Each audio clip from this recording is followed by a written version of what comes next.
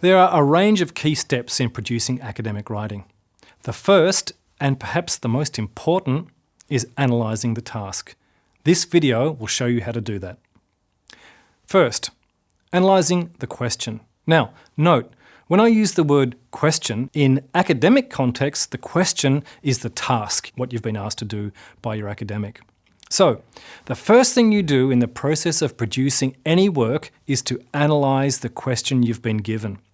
Make sure you understand what you are writing about, now that's the topic, and what you need to do with the topic, that's the focus. All writing you do is aimed at answering that particular question you've been given, so you need to stay on task and be relevant at all times. Let's look at an example.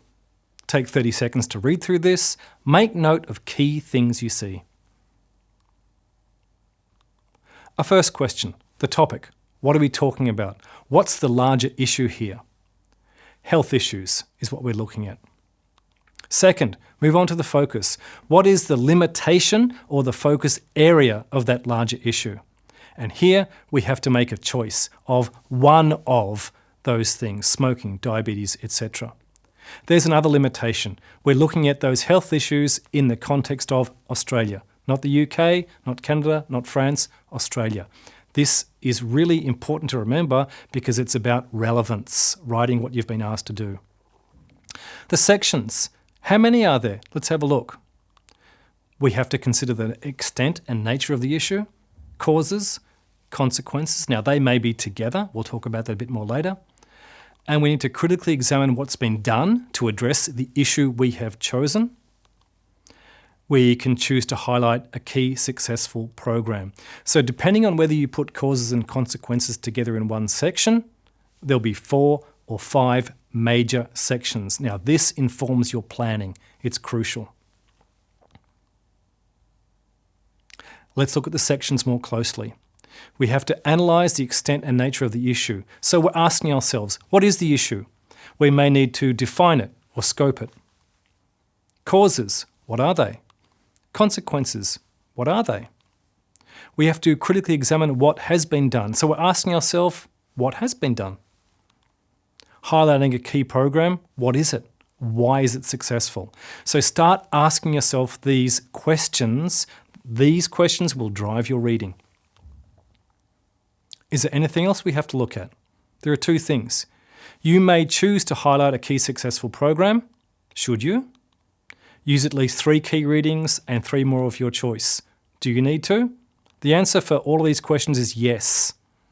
Whenever academics put something like, you may choose to highlight, they're basically saying, I want you to highlight. Use at least 3 key readings, you have to use those 3 key readings. 3 more of your choice, you need to go and find 3 more. So, task analysis, why do this? It gives us our structure, the order and the sequence of the paper. It gives us knowledge of what we have to write about so we can be relevant, staying on task. It tells us what we need to focus on in order to complete the task and which terms to use in the paper, the key terms which do need to appear. And there we've got some examples, cause, consequence, an important example of a program. And the other things we need to do, so citation system, inclusions or exclusions, things we shouldn't be putting in there. Now, importantly, there are a set of direction words we use in academic writing. There are some examples there, analyse, examine, argue, compare, and they each have a function. You need to know what to do with that direction word because that tells you what the academic marker expects you to do. So if the direction word is describe, you need to tell us about something. If it says interpret, you need to give us the implications or the deeper level meaning. If it's comparing, you'll be looking at 2 or 3 things and talking about how they're similar. So, in conclusion, analyse every question first. Identify the key words, and these key words need to appear in the response. It tells you the key components, the number of sections. Now, this drives your planning. If you know the sections, you know what to plan for, you know where to read. And it gives you a topic focus. It tells you what you are writing about and what you need to do with it, direction you need to take with it. So, a big tip. Look at the task brief together with the rubric. These two documents are your roadmap. For more tips and resources, search for Academic Skills UniMelb.